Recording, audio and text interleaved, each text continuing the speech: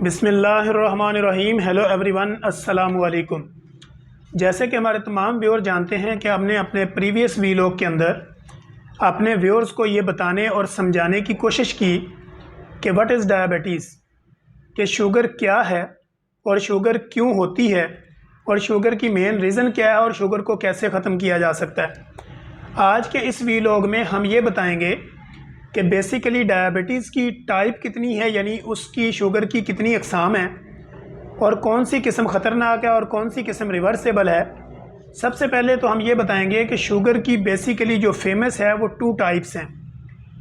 Type 1 की जो sugar होती है वो ज़्यादातर 35 ईयर से पहले यानी 35 साल की उम्र से पहले जिन लोगों को जीन्स के अंदर या विरासती तौर पर या उनके ख़ानदान में से शुगर उनको आ रही होती है, तो इसमें से यंगस्टर को भी हो सकती है और प्रेग्नेंट वोमेन को भी हो सकती है और बच्चों में भी हो सकती है, बड़ों में भी हो सकती है।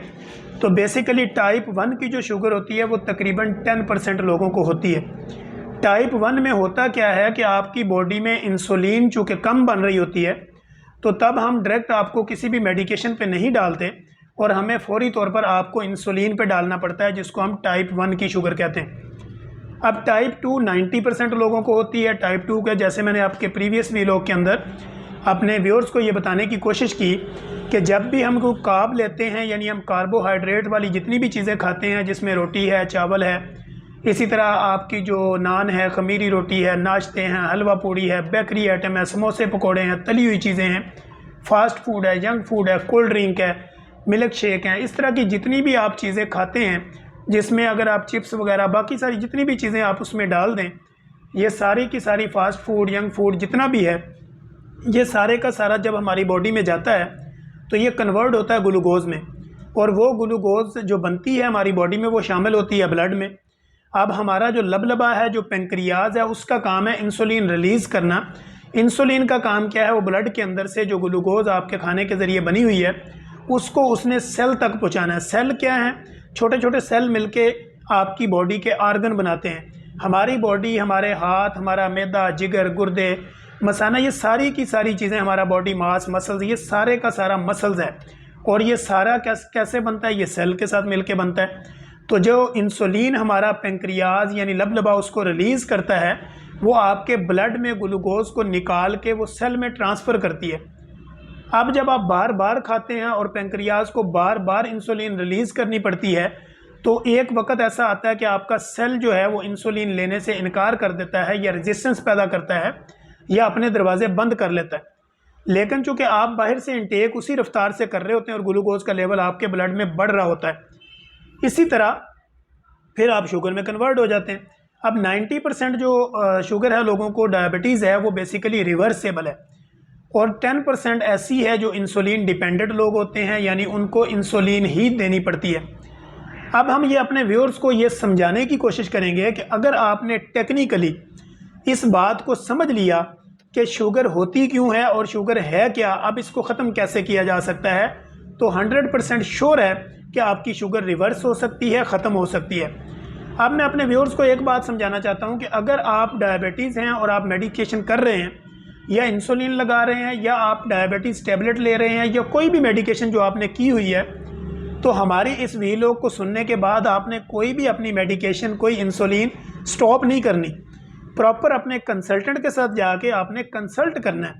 जब वो आपको कंसल्टेशन दे, प्रॉपर आपकी लाइफ चेंजिंग के ऊपर प्रॉपर डायरेक्शन दे, फिर उसके बाद आपकी मेडिकेशन को आहिस्ता आहिस्ता रिवर्स किया जा सकता है अगर आप उनकी डाइट को फॉलो करें और उनके प्रिस्क्रिप्शन के मुताबिक जो है वो अगर आप चलें। अगर कोई हमारे पास आता है, जैसे मेरे क्लिनिकल ट्रायल में बेशुमार लोग ऐसे आते हैं जिनको टाइप 1 की शुगर भी होती है, टाइप 2 की भी होती है, हम उसको जब ट्रीट करते हैं तो उसको प्रॉपर एक गाइडलाइन भी देते हैं, डाइट चार्ट भी देते हैं, लाइफ मॉडिफिकेशन भी करते हैं, उसकी डाइट हैबिट्स को भी बदलने की कोशिश करते हैं। जब हम इस व्यू पे उसको चलाने की कोशिश करते हैं कि हम उसको ये समझाते हैं कि आपकी सारी दवाइयाँ इंसुलिन ख़त्म हो सकती है, लेकिन उसके लिए आपको ये समझना है कि शुगर बेसिकली है क्या। जब आपकी माइंड में ये चीज़ फिक्स हो गई, फिर हमने टेक्निकली इसको हैंडल करना है और आपकी शुगर की तमाम दवाइयाँ ख़त्म हो जाएंगी।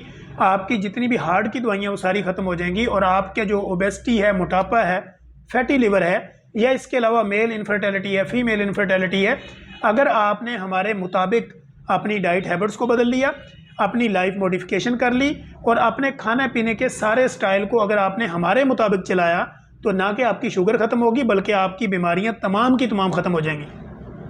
अब उसमें हम कैसे लोगों को गाइड करते हैं?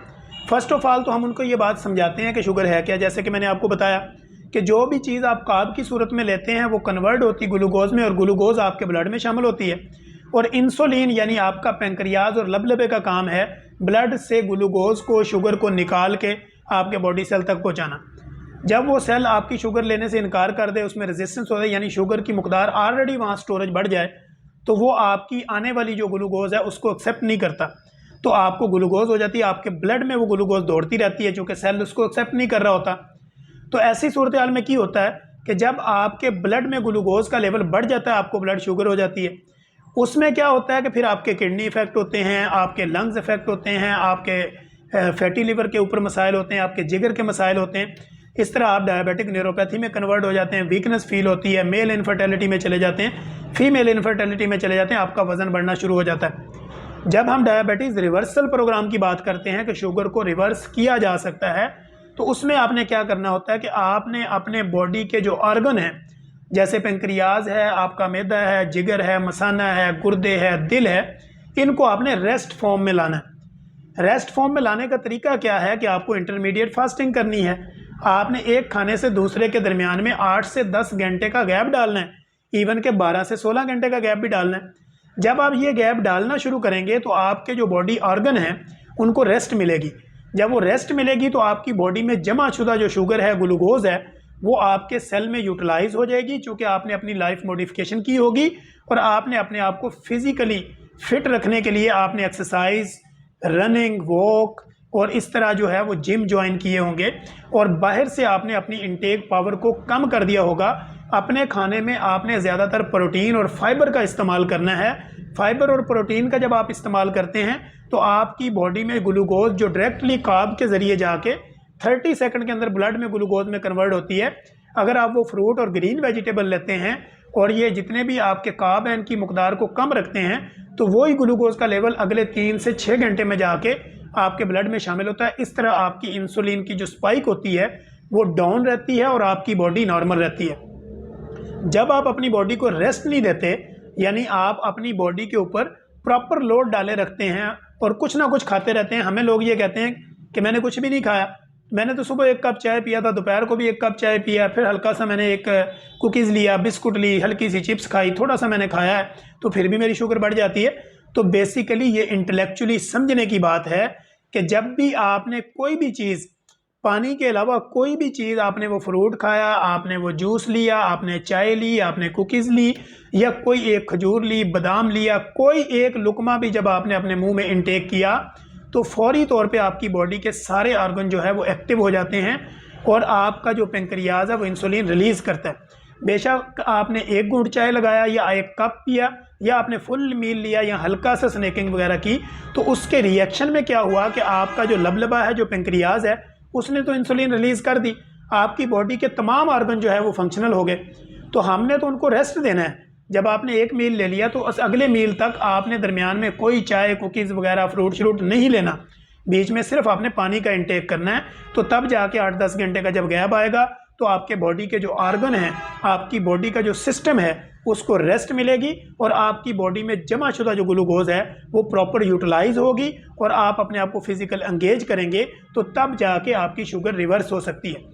हम इंशाल्लाह कोशिश करेंगे कि अपने नेक्स्ट एपिसोड के अंदर एक नई इन्फॉर्मेटिव वीडियो के साथ दोबारा हाज़िर होंगे। तब तक के लिए इजाज़त दीजिए। अल्लाह हाफिज़।